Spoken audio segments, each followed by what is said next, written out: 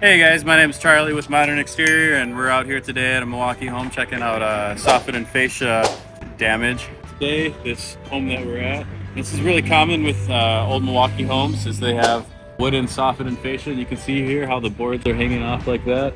And if we come over here and look a little bit more, we can see that these panels are hanging off here. So the gutters are failing, as you can see up there. So there's probably a combination of new gutters needed.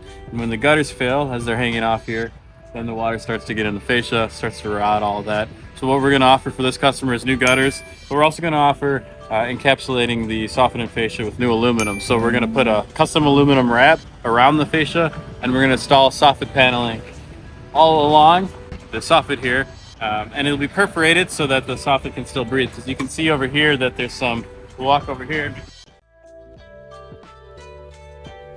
So that's where the attic can breathe.